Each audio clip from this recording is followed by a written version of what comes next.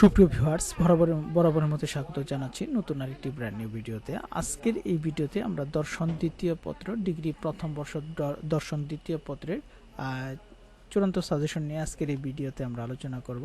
ভিডিওটি অবশ্যই সম্পূর্ণ দেখার জন্য বলা হলো, কেননা সম্পূর্ণ ভিডিওটি দেখলে আপনি সর্বোচ্চ কমন পাবেন। আর চ্যানেলে সাবস্ক্রাইব না করে থাকলে অবশ্যই চ্যানেলটিকে সাবস্ক্রাইব করে পাশে আসা বেল আইকনটি বাজিয়ে রাখুন।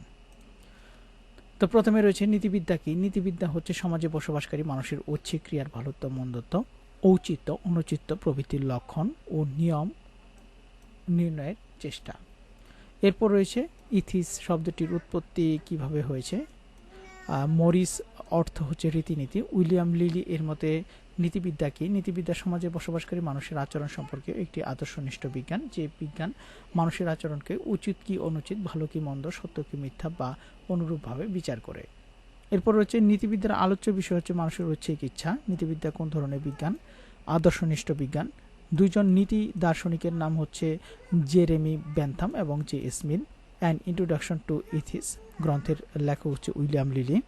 হারবার্ট স্পেন্সার নীতিবিদ্যার ক্ষেত্রে কোন পদ্ধতির সমর্থক? বিবর্তনমূলক পদ্ধতি। ধর্ম হচ্ছে অতিপ্রাকৃত সত্তায় বিশ্বাস, যে বিশ্বাস মানুষের সকল ক্রিয়া এবং অনুভূতিকে নিয়ন্ত্রণ করে। ধর্মতাত্ত্বিকেরা নৈতিক নিয়মকে কি মনে করে? ঈশ্বরের আদেশ। নৈতিকতার কেন্দ্রবিন্দু হচ্ছে মানুষ। দর্শনের কোন আলোচ্য বিষয়গুলো কান্ট নৈতিকতার স্বীকার্য? এটি হচ্ছে ইচ্ছার স্বাধীনতা, আত্মার অমরত্ব এবং ঈশ্বরের অস্তিত্ব।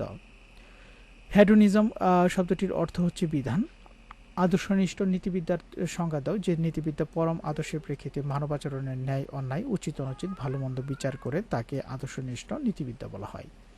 ব্যবহারিক নীতিবিদ্যা কি? বিশেষ বিশেষ পরিস্থিতি ও পরিবেশে কোনো বিশেষ ব্যক্তিগত বা সামাজিক সমস্যার সমাধানের জন্য নিয়মাবলী প্রয়োগের প্রক্রিয়াকে ব্যবহারিক বা প্রায়োগিক নীতিবিদ্যা বলে। পরিবেশ নীতিবিদ্যা কাকে বলে? পরিবেশ নীতিবিদ্যা কোন শাখা অন্তর্ভুক্ত? এটি হচ্ছে পরিবেশ নীতিবিদ্যা নীতিবিদ্যার প্রায়োগিক নীতিবিদ্যা শাখায় অন্তর্ভুক্ত। পরিবেশ নীতিবিদ্যা কাকে বলে? পরিবেশ নীতিবিদ্যা হচ্ছে পরিবেশ ও নৈতিকতার একটি মিশ্র ও সমন্বিত পর্যালোচনা ও সবিচার বিশ্লেষণ। নীতিবিদ্যা কত প্রকার? নীতিবিদ্যা 4 প্রকার, যথা আদর্শনিষ্ঠ নীতিবিদ্যা, পরানীতিবিদ্যা, ব্যবহারিক নীতিবিদ্যা ও পরিবেশ নীতিবিদ্যা। এইচ এ প্রিচার্ড কোন ধরনের নীতি দার্শনিক? সংজ্ঞাবাদী নীতি দার্শনিক। প্রিন্সিপিয়া ইথিস গ্রন্থটির রচয়িতা বা লেখক হচ্ছে জি ইমুর। স্বীকার্য সত্য কি? কোন বিজ্ঞানের আলোচনা সুবিধার জন্য বিনা প্রমাণে গৃহীত কতগুলো আবশ্যকীয় ধারণায় স্বীকার্য সত্য। নৈতিকতার স্বীকার্য সত্য প্রধানত কয়টি ও কি কি? নৈতিকতার স্বীকার্য সত্য প্রধানত 3টি, যথা ইচ্ছা স্বাধীনতা, আত্মার অমরত্ব এবং ঈশ্বরের অস্তিত্ব। আত্মার অমরত্ব কি? আত্মার অমরত্ব বলতে বোঝায় মৃত্যুর পর মানুষের সীমাহীন জীবনের অস্তিত্ব। বিচার বুদ্ধি বলতে কি বোঝাও? বিচার বুদ্ধি বলতে বোঝায় কোনো কিছুকে উপলব্ধি করার, ব্যাখ্যা করা ও বিচার করার শক্তি। ঐচ্ছিক ক্রিয়া কি? যে ক্রিয়া ব্যক্তি স্বেচ্ছায় সম্পাদন করে তাকে ঐচ্ছিক ক্রিয়া বলে। নৈতিক ক্রিয়া কি? যে ক্রিয়া কোনো নৈতিক আদর্শ অনুসারে সম্পাদিত হয় তাকে নৈতিক ক্রিয়া বলে। নীতিবিদ্যা আচরণ শব্দটি কোন ক্রিয়াকে অন্তর্ভুক্ত করেছে? এটি হচ্ছে ঐচ্ছিক ক্রিয়া। ইচ্ছা ক্রিয়া কাকে বলে? যেসব ক্রিয়া মানুষের ইচ্ছা ও বিচার বিবেচনা ছাড়াই সংগঠিত হয় সেগুলোকে ইচ্ছা নিরপেক্ষ ক্রিয়া বলা হয়।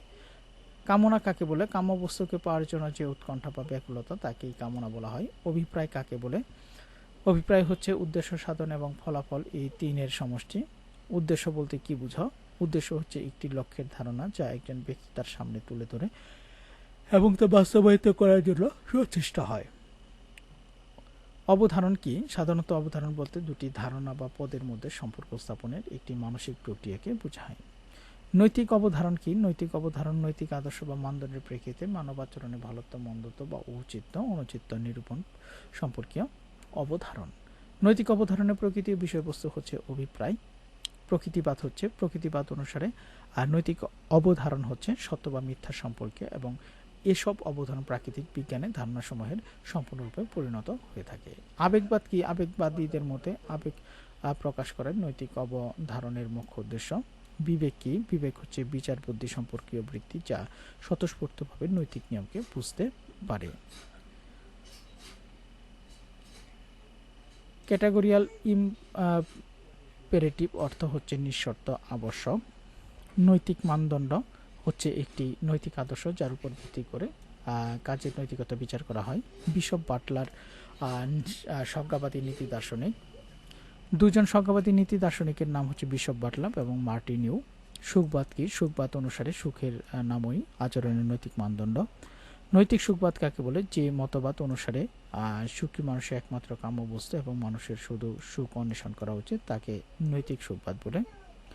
নৈতিক বিবর্তনবাদ কি? নৈতিক বিবর্তনবাদ অনুসারে নীতিশাস্ত্রের কাজ হলো জৈবিক নিয়ম হতে কী ধরনের কার্য নিশ্চিতভাবে সুষ্ঠু উৎপন্ন করে এবং কী ধরনের কার্য সুষ্ঠু উৎপন্ন করে তা অনুমান করা। বাঁচার জন্য মরো বা মরে বাঁচো উক্তিটি হচ্ছে হেগেলের। মনস্তাত্ত্বিক সুখবাদ মূল বক্তব্য কি? মানুষ সবসময় সুখ অন্বেষণ করে এবং সুখই মানুষের স্বাভাবিক কামনার বস্তু। নৈতিক সুখবাদ 3 প্রকার। সূক্ষ্ম বা মার্জিত সুখ বলতে কি বোঝায়? সূক্ষ্ম বা মার্জিত সুখ বলতে মানসিক সুখকে বোঝায়। সুখবাদের গণনা প্রণালী কি? যে উপাদানগুলোর মাধ্যমে সুখের পরিমাণ নির্ধারণ করা হয় সেগুলোকে সুখবাদের গণনা প্রণালী বলা হয়। উপযোগবাদের প্রবর্তক হচ্ছে J.S. মিল। ইউটিলিটারিজম গ্রন্থটির রচয়িতা হচ্ছে J.S. মিল। ইউটিলিটারিজম শব্দটির অর্থ হচ্ছে উপযোগবাদ। উপযোগবাদের সমর্থক দার্শনিক কারা? J.S. মিল, উইলিয়াম জেমস। নৈতিক বিচারের কর্তা কে? নৈতিক বিচারের কর্তা মানুষের বিবেক। সজ্ঞা কাকে বলে? সজ্ঞা কথাটির অর্থ হচ্ছে কোনো রকম বিচার বিবেচনা না করে কোনো জিনিসকে সোজাসুজিভাবে জানা। ডাই টু লাইফ এটি কার উক্তি? Wilhelm Frederick হেগেলের। পূর্ণতাবাদ কি? পূর্ণতাবাদ হচ্ছে এমন একটি মতবাদ যা মানুষের সমগ্র পূর্ণতাকে নৈতিক উদ্দেশ্য বা আদর্শ বলে গণ্য করে। প্রাচীন যুগের পূর্ণতাবাদী চিন্তাবিদ কারা? এটি হচ্ছে ফ্রেডারিক হেগেল এবং ইমানুয়েল কান্ট। নৈতিক বিবর্তনবাদের প্রবর্তককে? Herbert Spencer. ইউডিমনিজম শব্দটির অর্থ হচ্ছে শান্তিবাদ, কল্যাণবাদ বা সুখবাদ। বি এ পার্সন, মানুষ হও, এটি কার উক্তি? এটি হচ্ছে ফ্রেডারিক হেগেলের। ব্যক্তি কি? ব্যক্তি বলতে আমরা সাধারণত ব্যক্তির নিজস্ব ক্রিয়াকলাপকে বুঝে থাকি। ব্যক্তি স্বাতন্ত্র্য মতবাদের প্রবক্তা হচ্ছে টমাস হবস। নৈতিক দৃষ্টিকোণ থেকে ব্যক্তি ও সমাজের সম্পর্ক বিষয়ক মতবাদ কি কি? আত্মারবাদ, পরার্থবাদ, সর্ববাদ। আত্মাবাদ কি? আত্মাবাদ অনুসারে ব্যক্তির নৈতিক কর্তব্য হচ্ছে নিজের স্বার্থ বা মঙ্গল অনুসন্ধান করা, সমাজের অপর মানুষের স্বার্থ বা মঙ্গল অনুসন্ধান করা নয়। ইচ্ছার স্বাধীনতা কি? ইচ্ছার স্বাধীনতা বলতে বিভিন্ন বিকল্প কাজের মধ্যে এটি পছন্দ করে তা সম্পাদন করা সামর্থ্য বা ক্ষমতাকে বোঝায়। ইচ্ছার স্বাধীনতা বিষয়ক মতবাদ কয়টি? 4টি। অদৃষ্টবাদ, অনিয়ন্ত্রণবাদ, নিয়ন্ত্রণবাদ, অনিয়ন্ত্রণবাদ এবং আত্মনিয়ন্ত্রণবাদ। অনিয়ন্ত্রণবাদ কি? এ মতবাদ অনুসারে মানুষ কোনো যন্ত্র দ্বারা নিয়ন্ত্রিত নয়, বরং স্বতন্ত্র ও স্বাধীন ইচ্ছার অধিকারী। মানুষ স্বেচ্ছায় তার সকল কাজ সম্পাদন করে। আত্মনিয়ন্ত্রণবাদ কি? আত্মনিয়ন্ত্রণবাদ অনুসারে মানুষ নিজে নিজের ইচ্ছাকে নিয়ন্ত্রণ করে এবং পরিচালনা করে। ক্রিটিকুই অফ